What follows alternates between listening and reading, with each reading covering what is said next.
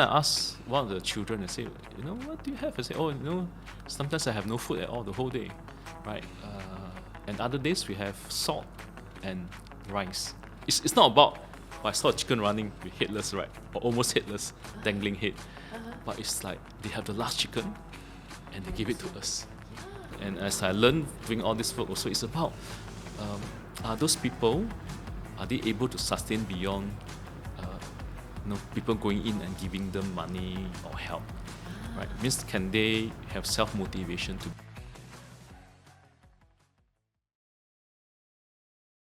Hi, I'm Lily.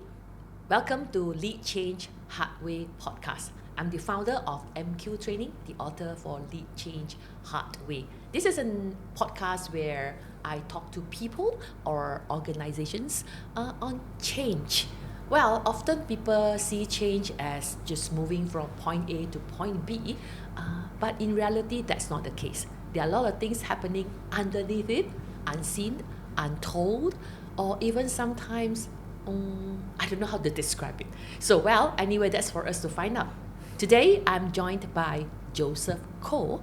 I think I will reserve my introduction of him. Someone very, very...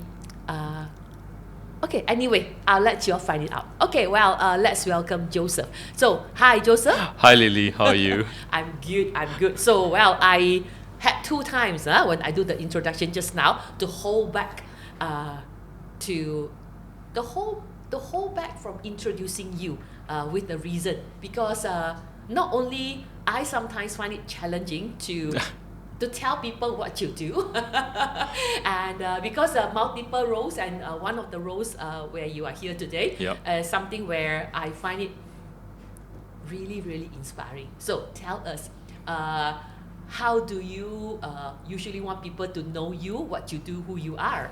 Sure. I'm Joseph. People call me any names that they want. Okay, all right. So what would you like me to call you? Joseph is good. Yeah. Okay. To understand what I do is a bit more complicated nowadays. It used to be very simple. But I used to say I got left hand and right hand. Left hand, I do NGO work. Right hand, I look for money to fund my NGO work. Then people would, I kind of understand that, right? So in the left hand, right now I work with a lot of ethnic groups, especially Orang Asli, since I'm back here in Peninsula, to help them in terms of their social mobility through entrepreneurship, especially agriculture. On my right hand, I then use my HR experiences that I had to actually do things on talent, culture, and leadership, working with different teams in Malaysia, about 40 different companies, and also in UAE, helping to shape whatever they need to do to make their company competitive. Right. So that is the model, so that there is less of this effort to get funding from elsewhere. It has been 4 years, thank God, since I moved out of my last role in HR. I see. Now I think the listeners must have understand why I didn't introduce you and find it challenging to introduce you. It is challenging. I would not say it as smooth and as authentic as you said it, and also the metaphor that you use to describe who you are, the left and the right hand, was so just perfect. Yeah, and today I think I know you. I got to know you actually from the right hand perspective. From right hand perspective. Yeah, so I think we just talked to the person who connected us. That's right. And from the right hand. And what got me curious about you is actually the left hand. So that's why I think this episode today on Lead Change Hard Way is on curiosity, which is Indeed. the left hand. The left hand side, I remember meeting you the first time. I think that was just after the MCO. Yes. That's about 5 years ago. Yes. And just to share with you as well, I'm inspired by what you and your husband did. Okay. Right. So that was the second story. The first was someone from China who is in Singapore. But from yours, you say, hey, we make decisions, right, to move out of corporate to do something for our family. Right. So those are the two affirmations that kind of like, I think it could work, right? So that was the conversation that helped think about where both, and you do a lot on the left hand side yourself. Yeah. Yeah. Now you talk about it, yeah. There were decisions we make in life, yeah. It does. And sometimes we thought it's just like by natural progress it will go that way, but Mm-hmm. it does not. And also in that change process, many people will look to you and say, oh, okay, wow, it's so inspiring that you Yeah. do this. It's wow, but that's It's the burden. The word inspired is wow. Yes. It is a decision. Yeah. In all decision, there are plus and minuses, right? Yeah, yeah. So I just met someone from my ex-company yesterday, All right. and she left the company to another big company, All right. and she felt that, oh, we used to have so much benefit, but once I go to another oil and gas, it was less, and that was like I was thinking, I was even worse, NGO. Then I told her, by the way, through this also I learned how to use my wife's insurance, medical, right, to actually help me to do what I want. So that's the reality. Yeah, things would be different Yes. versus where things are. Yeah. Sometimes, we wish to have more, and we wish to kind of like, we didn't want to make the exchange. Yeah, I Correct. think like you say, sometimes freedom exchange with money, and then maybe passion exchange with what. I think, it takes a while. And what about this work you involved Sure. with the NGO, the Yep. Orang Asli? Was it also a difficult decision that you have to make? A lot of thinking through, or it just happened like that? It's actually quite simple, yet took some time. All right. Because I also do not want to go directly and say, hey, by the way, our convenience and familiarity, I can't do what is the most easy decision to make, right? So I actually took some time to think about. So there's 3 options, All right. and I think I shared with you 5 years ago. There's Alright. the 3 options, and at the end, the 2 out of the 3 options we continue on. Yeah. One is Peninsular, where I do more work for Orang Asli. All right. And about 3 years ago, we also have worked something on Sabah. Right, that's really a challenging area. One of the hardest place to work with in terms of social work. All right. And Singapore, All right. which I felt that while there were commercial opportunities but I don't get that passion there. I'm not sure what do they need, right? So there's always the view of okay, where the needs are and how I can use my location to the best advantage. Yeah. So the work on Orang Asli actually started many years ago. My first encounter was when I was 18 years old. I was in university and was invited to a trip, and it was an education camp. All right. So we were from UPM. I was from UPM, and we took a Nissan C20. I'm not sure you know. Okay. Yeah. Yes. Yeah, I remember and that car. 2 of model. us, me and Simon, and we were just behind the van because there's not enough space, and we were holding everything, right? Just to make sure the 6-hour journey, nothing gets spoiled and things like that. So we were behind there, ricketting all along the small road, right? So that was my first experience with the Orang Alright. Asli. Yeah. All right. Tell us a little bit about your experience in that first experience internally. What do you experience? Was it something, because this episode is about curious. Was it curious, something you look forward to? Or was there more that you kind of anticipating? I don't know. My view was that, not sure what it was. I mean, we had our own briefing. We kind of try to understand what is it. But then there wasn't internet, there wasn't anything. So Oh, yeah. you do not know what's happening. And it was end of year, monsoon season, it was raining. We went through all the bumps and then Alright. we went to a all palm plantation, right? And imagine it's laterite, it's all wet and floody and red color. Then we went through that, and then we saw the hamlet. Now imagine it's all palm, All right. and there's a few houses made Alright. out of rattan, Oh, right? And that was it, okay. right? And their land was taken over, right? Okay. And they have no access to outside. All right. If you want to come out, you have a security, right? Okay. So that was first impression. Now, once I come down, All right. I saw a chicken running with a head dangling. Okay. I'm a kind of city boy, a small town, but I haven't seen that before, right? So then later that night, I found out what was the chicken doing. What is it? So that I'm was curious, I'm their curious. only chicken. That was their only chicken.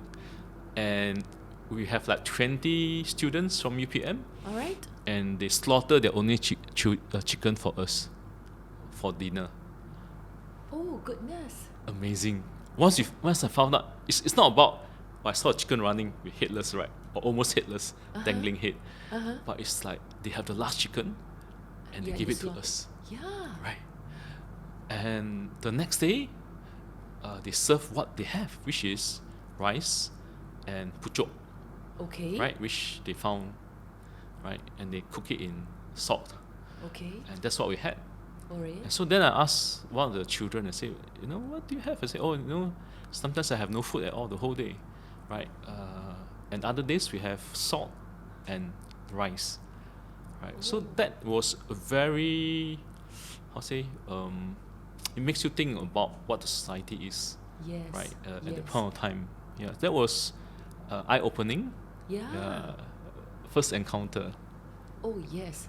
Even I'm hearing your story now and imagine the headless and the chicken with Dangling the head head. dangling, and then it was like, wow, it's mind blowing to me Yeah. because to be very frank, I have not gone into any of such work before, and yeah. So when you came back and know about it, well, I personally, this could be my own mental model. I personally usually, when talk about curiosity, I tried, Mm. and when I access post like training, Yeah. post evaluation, right? So after that, it's always the second and the third one that makes me whether I continue or not. Right. So I'm curious again to know, Mm-hmm. after this, when you go for your second time, Yep. how was the decision making process like, and then how was the second time for you? Sure. For me, it's quite simple. It's where you are and are you effective, going beyond what your commercial value is. Meaning that I didn't immediately say it is Orang Asli, right? But what I learned from that segment is a big realization. I mean, you've seen a lot more things than what I described just now. All right. So there's a lot of curiosity there, right? And say, what about Orang Asli in other villages? Do they behave the same? What was their main issues and things like that? But in those times, you don't really have a lot of access to locations, Oh yes. right? So that's the reality. So I actually went through, I call it seasons. So I do a lot of things. I then moved to the Indians, Indian poor, All right. right? So did some work there. All right.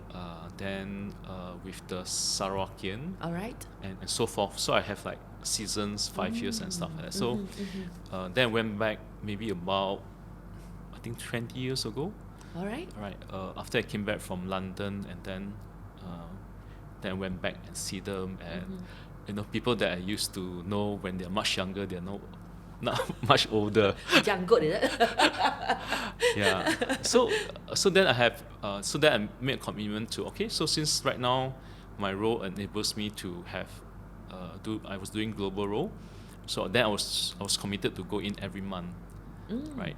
And that started a new cycle, right? So what I probably want to say is that it's not always you need to commit to one. You should explore and explore, All right. and the road may lead you to elsewhere, right? Or it may lead you back, right? Oh, So yeah. that's It could quite be a interesting. U-turn at times, It could be yeah. U-turn. It could be just a different turn, right? Yeah, could be. So many people felt that I need to be plan like a lot of what I should be doing, but of course not many people plan. How you want to commit to the community. Many of us plan our career, right? We plan our family, but we rarely think about how do we actually map out how we can contribute to society. And I'm also not that type of person. So I feel it's like sometimes if you feel the need is there, and you felt that that's a capacity is near your place, go ahead and do it. It is as simple as that, because that's your learning, and as long as you're curious and it gives you that kind of enablement, All right. right? For you and the family, or what objective you want to achieve, then I think that's fine. Doesn't need to be more complex than that. Something really interesting as I'm following your thoughts and the way you describe it, it looks like on one hand you're talking about commitment, huh? On the other hand you keep using this word. It's actually nothing too complicated. It's simple. But to me, I just find commitment simple. It doesn't come together. Exactly. Yeah. So I'm trying to figure it Yeah. out. So how does it work for you to have such? To me, it's really a big commitment. Yes.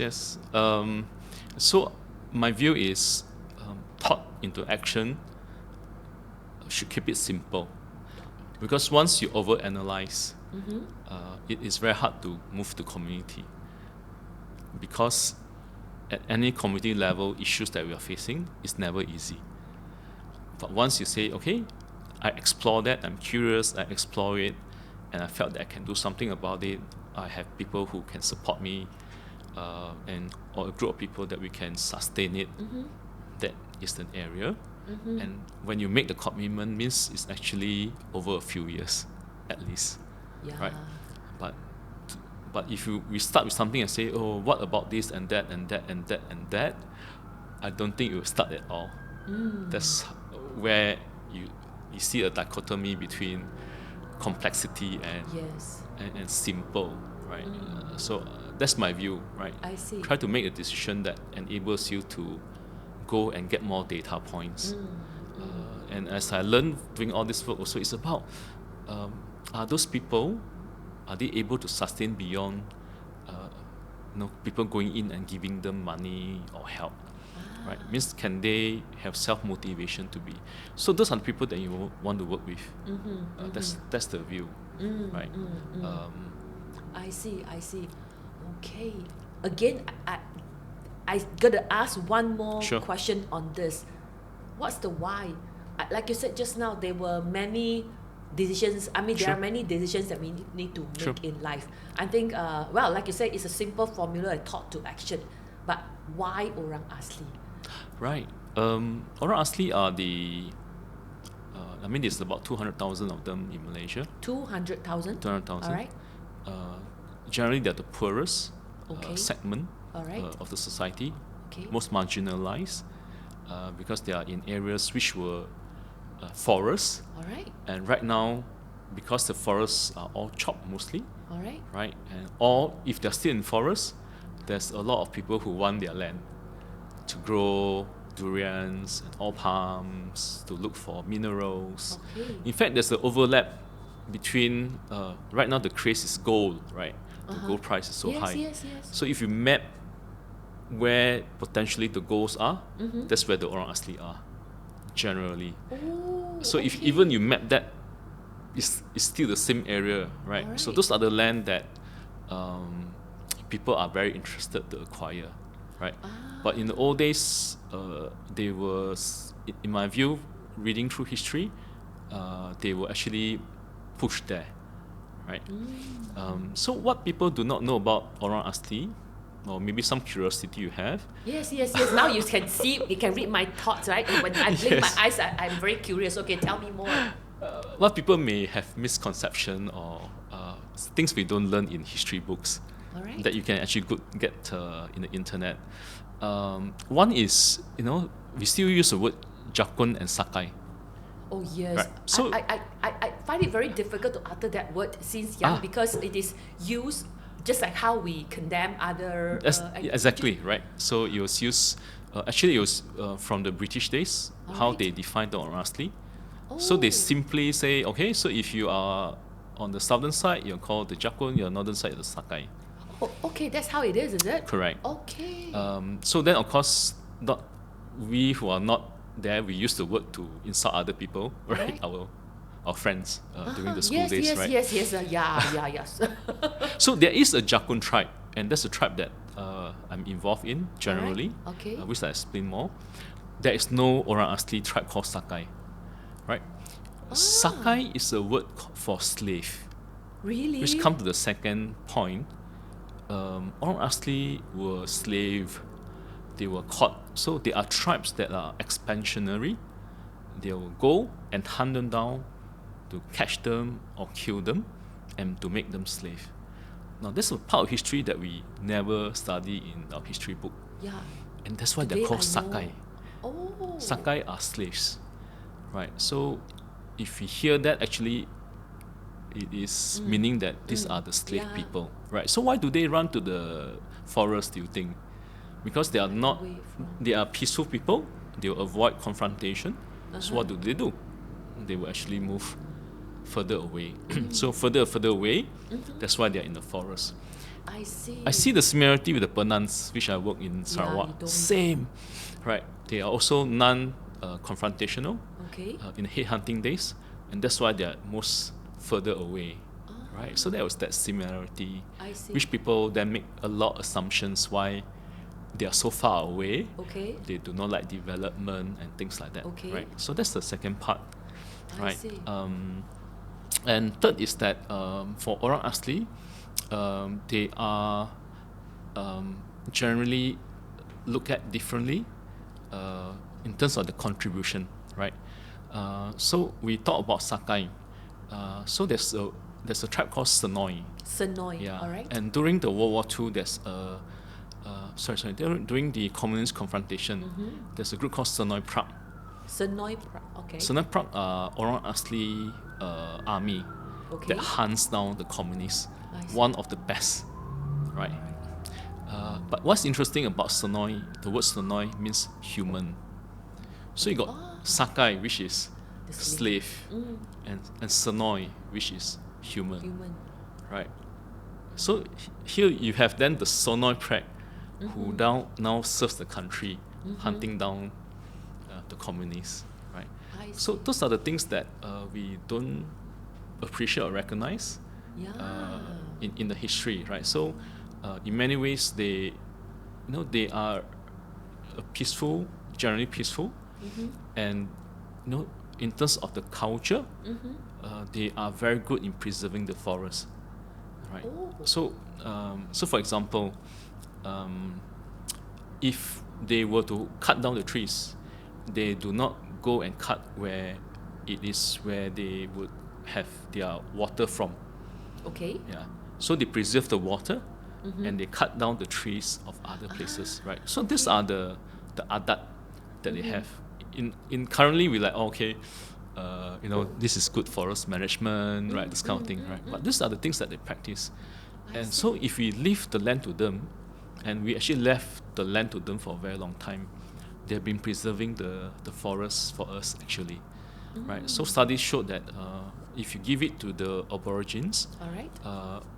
it's 5 times slower All right. in terms of the destruction, right, of the forest or the Okay. tree, right? So those are the things that, if you look at the green economy and enabling, forest and economy to sort of thrive along, we should think differently about how they contribute towards the economy, right? And GDP wise, actually, the green economy does play a big part, other than providing oxygen and things like that, right? Yes. So can we do things differently? So these are the contributions of the Orang Asli, which we may not see directly because they are far away. If you ask, like, have you seen an Orang Asli before? Probably not. Yeah. Many of us probably not, or we have seen them but we did not realize. Oh yeah, could be. Like you say, I always find a lot of awareness can be done. We all we know. I feel a bit, to be very frank, I feel a bit shameful after hearing from you that those things that you just said were, I'm kind of like a first time hearing it. So it's like we generalize it by just saying Orang Asli and that's it. We know, maybe they need some help, maybe this. Just this is what I have in mind. So hearing from you, it sounds to me like there are a lot of unknown, unrecorded information, facts, and many more, which leave both of us as a community and Orang Asli kind of like it's a very separated community, although we are on the same piece of land. Yeah? Exactly, yes. And I mean, they are, you look into the KLA, what KLA is right now is actually owned by Orang Asli. Those are the lands of Orang Asli. right? So if you go to Sepang right now and even the Negeri Sembilan, Mantin, which is next by, so there's a lot Orang Asli kampung there. I see. Bukit Lanjan, which you yes. have a curve and Yes, everything yes, else, yes, right? yes, There's yes. still Orang Asli Damansara. kampung there. Yeah. Okay. So of course they are into the modern economy. So Alright. they are do electrician work. They work in shops and things like that. So very different, right? But they are among us, quite surely. Yeah. I see. So I it see. is, of course, hard to differentiate. Yes. Except maybe the Semang, which is the northern side. Alright. Those are the probably the oldest, inhabitants of Malaysia. They have African DNA. So their hairs are curly and Okay. darkish skin. So if you can imagine that, right? So alright. they could be a Must be bit good easier to. Sorry, I'm runner, so all right. You so should sorry. try running against them. Yeah, that's why I say I'm trying to. I'm going for my marathon, so suddenly this image came to mind. I run with them. Anyway, so sorry. Yeah, no problem. Yeah. So generally they are like us. Yeah, no. Yeah. I see. You use this word. These lands are actually owned by them. The ownership here means because we know Orang Asli, right? They are indigenous, so they are so the land ownership part of it. How is it like? Maybe you can share Right. with us a little bit more. Yeah, so the own is in a caveat, right? Open and close parentheses. Yeah. Because Orang Asli doesn't own land. They are not given the land titles. So it's given to Jakwa on their behalf to Alright. administer for them. Somehow we felt that they, many reasons, right, why they do not own the lands. And there's a lot of contention. I know this. Not sure whether this is going to help your podcast or not. Alright. But there's so much contention. But Alright. generally, if you hear what I said just now, even the land that is far away in the Alright. old times are now sought after, because it is really hard to get land, right? And they are not given the land titles. And so if you say that, hey, why the Orang Asli is where they are right now, I would actually speculate that if you give them a land title, and if they have land title, and they can plan not just one generation but multiple generation, they can plan what do they grow in their land, and they are secure that you do not have any machines that come and take away their So what do you think their economy will be? Right? It is much more secure. They can plan. They can elevate their housing. I've been to kampongs where beside them are nice waterfalls. Right? So imagine that they have the land titles. So they can have an ecotourism there. Right? They can partner with different people. Right? So to me, my own personal view is that the root cause of this is actually the land. If they're given land title and with the right education, I'm sure, because it's their land from old days, right? So imagine, would they actually sell that away easily? Actually, it's no, right? So because they love. Even when they're caught right now, is you're a Setinggan or you're not supposed to be here, they still want to stay there. So that's. In fact, in this past 30 minutes, I'm actually learning so much from something I didn't know and then I'm hearing firsthand from you this information, not from ChatGPT or whatsoever, but from someone who has gone into their community and do their work. So I always find curiosity is important. Exactly. And that is the part where it's not for, again, I may just end here and say, oh, okay, I know. Like you say, thought to action, so what? So I will end this part one here, curiosity, because I also I'm a bit witty here. I just want to leave some rooms for imagination for listeners to also have the curiosity to find out yourself. Something like that. That's where it start the field of action, something like that. I love it. So, but I would like you to help me with this. If there is one question that you like to ask the listeners who are listening into this podcast to generate their curiosity to want to find out more about Orang Asli, what question would you like to ask? Wow. Yeah. So my view is this. It's probably not just the Orang Asli, but people that are different than us, right? So my question, and I do that to my children and other children, is, just go to an area that you've never been, and then you use your senses, your eyes and your nose and your ears, right? That's the curiosity. Just go there, right?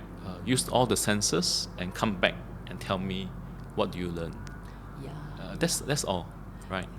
Yeah, I really love that. It's very much like we need to embody it through our senses, and then it convert to a real experience we have. Yeah, that kind of experience is really, really precious. Well, I will stop here for our episode 1 on Orang Asli on this theme on curiosity.